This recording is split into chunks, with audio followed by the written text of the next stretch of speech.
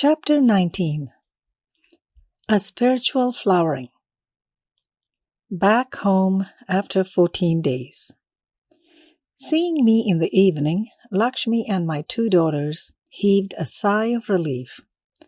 I told Lakshmi that Yuji is an extremely mysterious man, even more than I had previously imagined. Whether anyone will be able to unravel this mystery or not, and how much of it is not only difficult but nearly impossible to tell, the main reason being no help comes forth from him.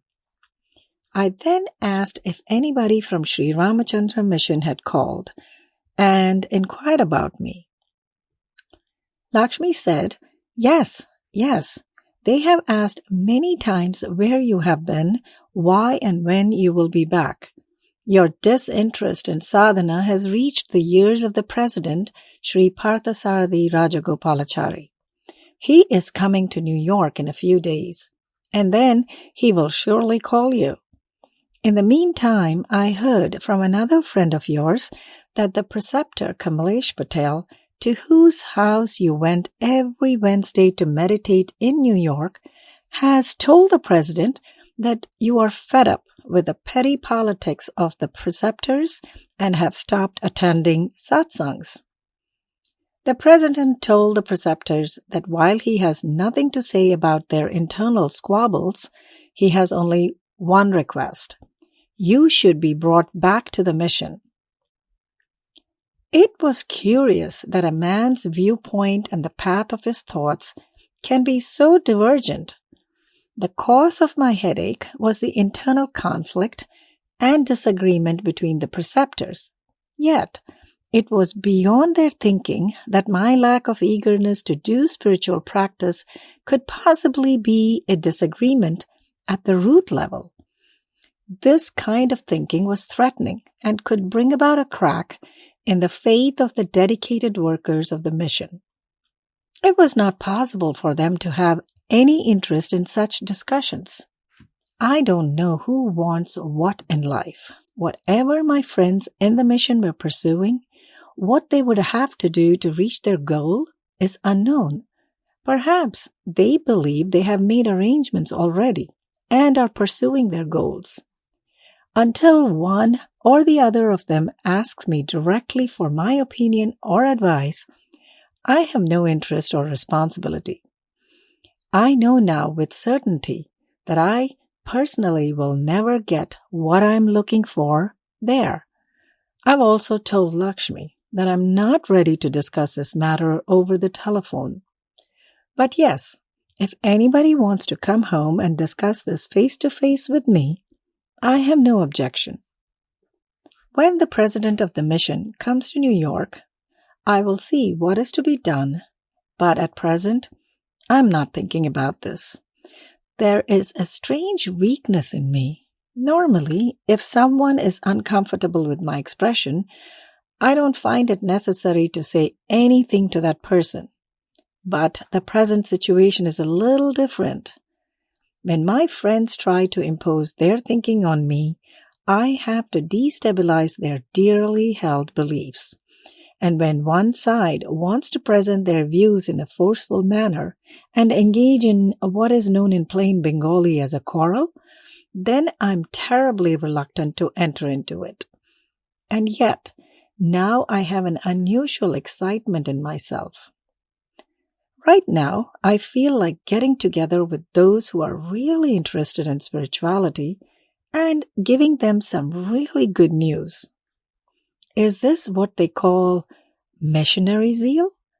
I don't know why I feel this way. At present, my only audience is Lakshmi. I try to make her understand many things at night. It was nearly 2 a.m. The twisting sensation in my chest increased to such an uncomfortable level that I woke up. I was thinking, what's going on in me? What are all these things that are happening? Did I develop heart trouble? How can I understand this? I was thinking of calling Lakshmi, but did not feel like waking her up. I realized the pain was focused around the middle of my chest, and at a very specific place, the intensity was increasing. I thought maybe I had unknowingly pulled some muscle, and hence the pain I was feeling now in the solitude of the night when the body is totally at rest. In this manner, a few moments passed. In the meantime, I cannot list how many thoughts cropped up, all of which I denied. Slowly, I understood that the intensity of the pain was forcing me into unconsciousness. I felt as if a very sharp object had pierced me through the back and entered my heart, and the very next moment, that unbearable pain radiated from my heart in waves throughout my whole body. I lay there inert, and my hands and legs went limp. My whole body was bathed in sweat. My hands and legs had no strength left in them, nor did I have the strength to utter anything. I do not know how long I was lying like that, but when I regained a bit of energy, I found the bedsheet soaked in sweat. I was afraid to move. I worried that some part of my rib cage near the back might be broken. Slowly, I tried to turn on my side. I had no trouble. There was no sign of the pain in the heart, and the churning sensation had ended. I checked my back. No pain there. Now I sat up. Was I dreaming? No. I remember seeing the time clearly. It was 2 a.m. I was so surprised. I doubt I could understand this myself, let alone explain it to someone else. I could not sleep due to excitement. The sweat was yet to dry off. I thought probably I would not get a clue to all this by thinking. So I left it all to the goddess of destiny and went to sleep. I remembered the torture I went through at night as soon as I woke up in the morning, but the body was in a state in which there was no place for disquiet. No question of fear or anxiety. Instead, internally, a novel, unknown vitality was being generated. The depth of my inhalation and exhalation was also transformed. In my mouth, there was a flow of warm saliva, and along with that, subtle shivers bestowing a strange, unknown strength. I couldn't understand what had happened. My head felt light. The daze did not clear, but there was no sign of discomfort anywhere in the body. And yet, my thoughts flowed in various directions, remembering the sharp pain in my chest. They turned to one question. What happened last night? The matter was not one of philosophy or experiences based on listening. It was not an experience of hearing or seeing something, either in the dream state or a vision. This was a physical incident. Something had happened in my body.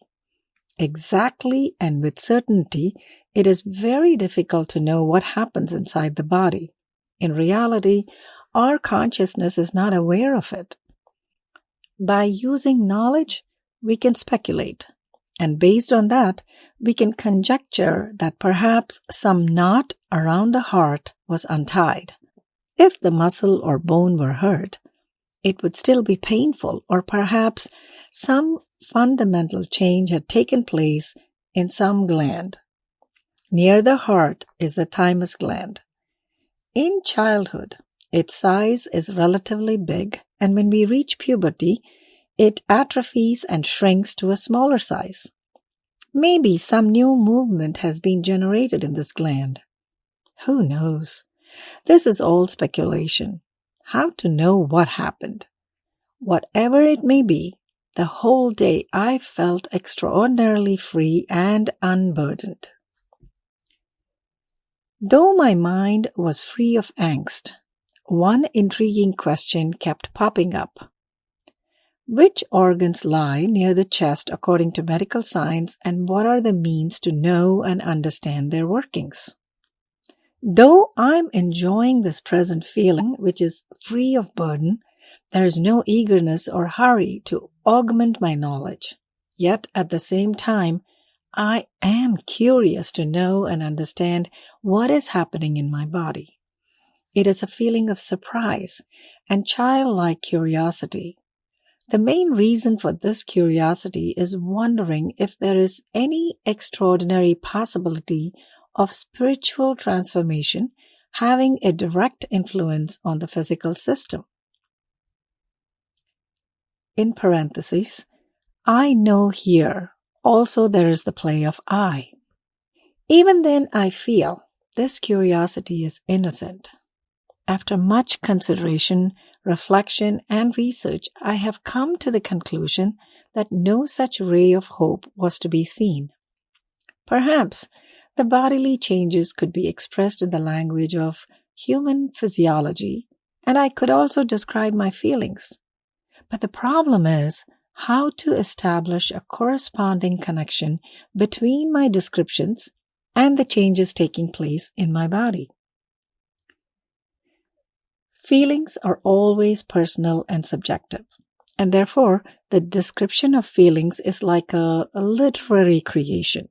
For example, deep and powerful feelings expressed by talented individuals can become epic poetry like Kalidas, Meghdut, and Tagore's Gitanjali. 99% of the population, on the other hand, can barely express one word about their feelings coherently. So, it is impossible to evaluate the quantitative essence of the transformation through the expression of feelings. The body-mind relationship is mysterious. Even the thought of establishing a connection between experience and spirituality is uncomfortable to me. It appears to me that spiritual concepts are like fictional stories.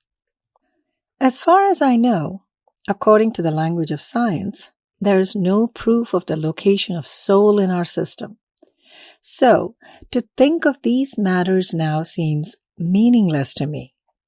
A description of spirituality based on the body is futile, like the effort to know from a feverish, ranting patient the expression of a universal truth. I felt my body did not want to supply energy to the thinker. I decided that there was nothing to think about regarding all this in the present. If the pleasant breeze of spring is blowing in my head, let me enjoy its sensation in every pore of my body. Let me eat the mango with deep enjoyment. Later I will judge what is called taste, and in that light, understand where the connection lies between what we understand by deliciousness and the juice of the mango. Towards evening, I felt the tremors in my chest again, but this time it was less uncomfortable.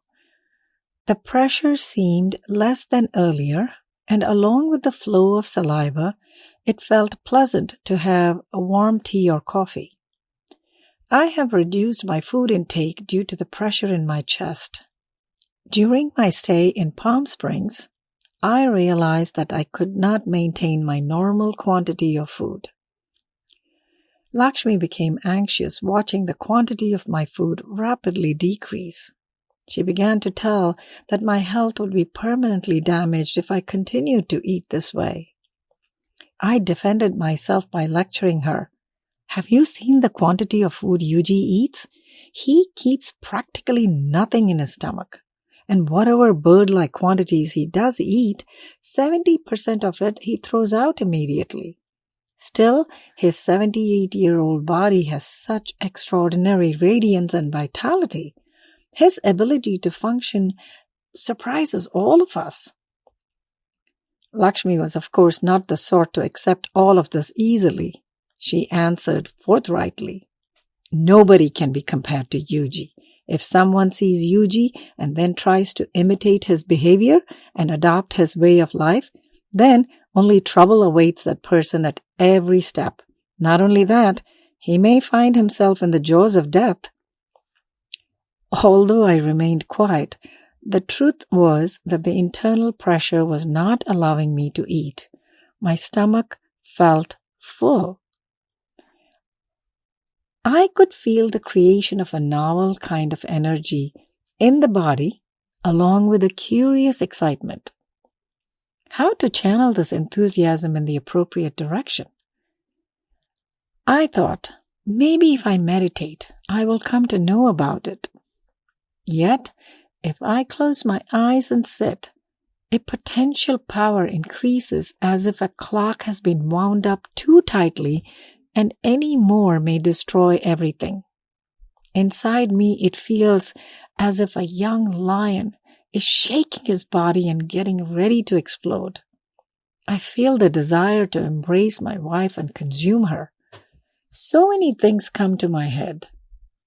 I don't know if there is anything called quote-unquote progress in spirituality.